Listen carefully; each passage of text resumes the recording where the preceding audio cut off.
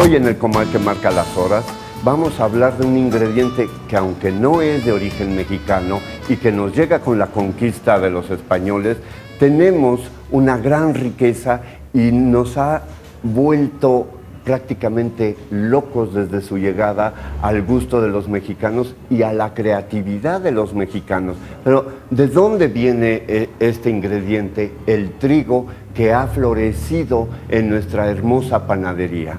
Bueno, es que así como decimos soy más mexicano que el chile verde, pues ¿qué hay más mexicano que una concha, por ejemplo, no?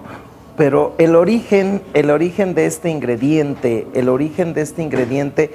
bueno, ¿de dónde viene el trigo? El trigo, los primeros cultivos datan de hace 7,000 años en Egipto. Hay algunas discusiones si viene del Valle del Éufrates, si viene de Egipto, pero lo cierto es que los primeros que panificaron fueron los egipcios. Vamos a ver que ya Herodoto, este gran viajero griego, nos hace mención de cómo todo el mundo le teme a que los alimentos se fermenten, pero cómo los egipcios fermentan su pan. ¿En qué momento se pasa de la harina al fermentado? ¿En qué momento surge el pan? Y por otro lado, al hacer esta mención de Heródoto, Yuri, estamos viendo que en el siglo V a.C., esto era privativo de los egipcios, el fermentar, el utilizar la levadura. Que es fundamental para que el pan eleve y se haga esponjoso y con una extraordinaria textura. Esto es muy importante y vamos a ver la importancia que tienen los cereales en la cosmovisión del mundo.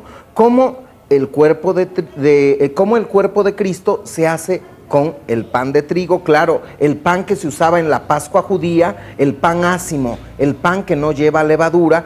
Los judíos, recordemos que estuvieron en Egipto y de ahí traen la panificación, y en la Edad Media, ya en el Imperio Romano, en la Edad Media, la importancia que va a ir teniendo el pan en Europa y cómo llega a América.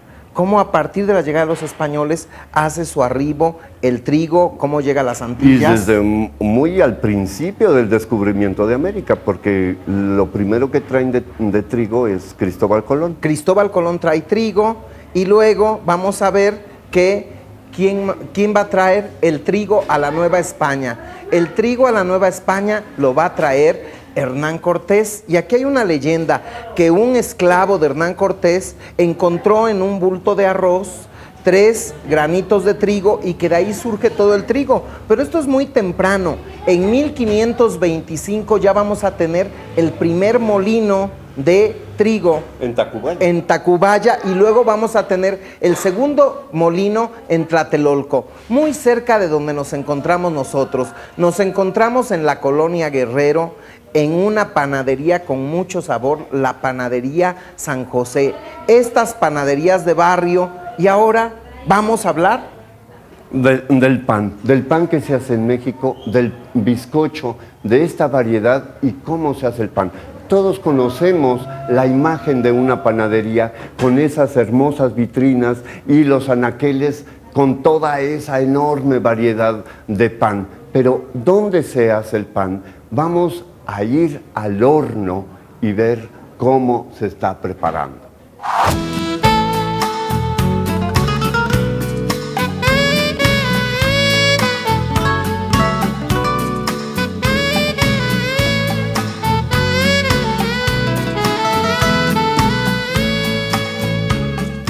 En camino al horno me voy encontrando esta hermosa serie de panes que van saliendo del horno recién hechecitos, y me encuentro uno que es el que más me gusta a mí, que es el pan tapado, que es dos masas distintas, se prepara una masa y luego se cubre con otra, por eso se tapa y sale este pan que es delicioso y hay un juego de texturas y un juego de sabores que a mí me seduce. Vamos a seguir rumbo al horno.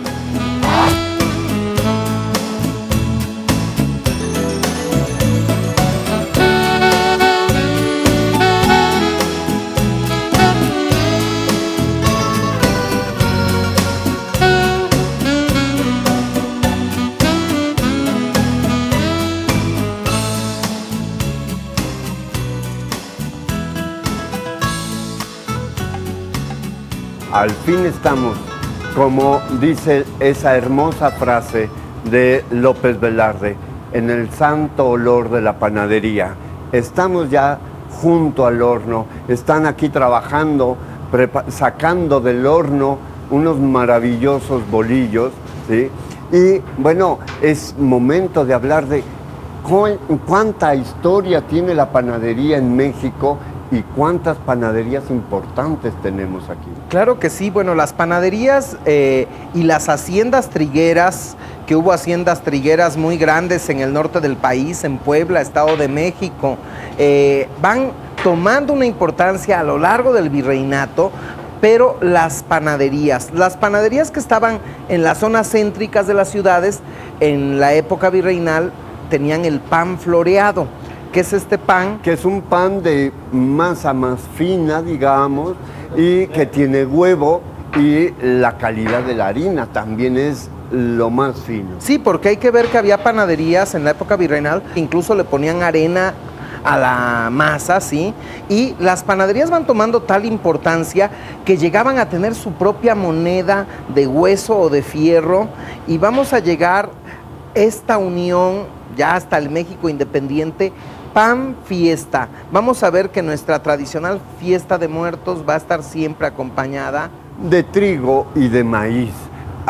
Antes era hermoso pasear por los barrios y ver que en las vidrieras de las panaderías hacían calaveritas, hacían panes dibujados en las vidrieras y anunciaban que ya venía el pan de muerto. Igual sucedía cuando se acercaba Reyes, como ponían en las vidrieras el dibujo, la pintura de una rosca de Reyes.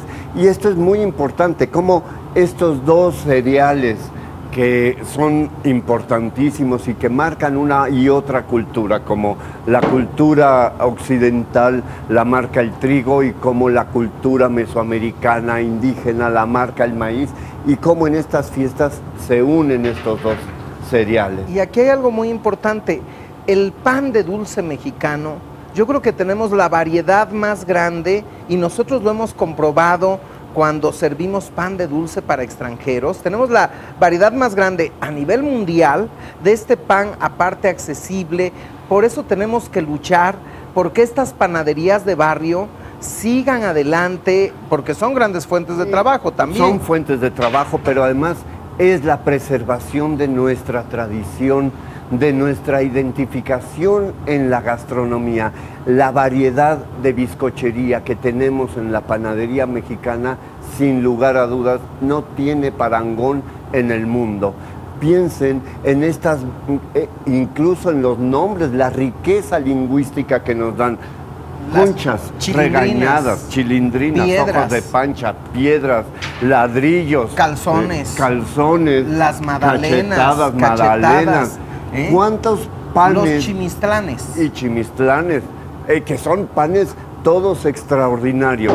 Y ver cómo se da una fuente de trabajo y se conserva esta tradición. Paseen, vayan a su panadería de barrio y gocen de esta enorme variedad. Bueno, y por otro lado, en el cine mexicano, en esa época de cine mexicano, Pedro Infante la hizo de panadero. En la película La vida no vale nada, aparece amasando una enorme cantidad de masa. Tintán, lo vemos que anda vendiendo pan. Y que canta una canción del panadero con el pan. Y que hace mención de muchos nombres Se suelta como rosario mencionando uno y otro nombre de las variedades de panes que tenemos. Y hay que ver, por ejemplo, para mucha gente le va a traer recuerdos, ¿cuántos de los abuelos, de las abuelas, se conocieron cuando la señorita iba por el pan, se conocieron en la calle? En ese entonces donde las mujeres no salían solas a la calle más que cuando iban al pan. Todavía existe la célebre frase, ¿a qué hora vas al pan? Para ir a acompañarla. Y claro, la muchacha, como en una familia de tantas, que es Marta Roth, le ofrece un pan a David Silva y así se empieza ese y ella le va hermoso comentando romance. cómo es su relación familiar y él le comenta cómo es su relación con la mamá. En fin, el pan, aparte de que nos alimenta físicamente, nos alimenta el espíritu también. Es un enorme cariño de nuestra gastronomía.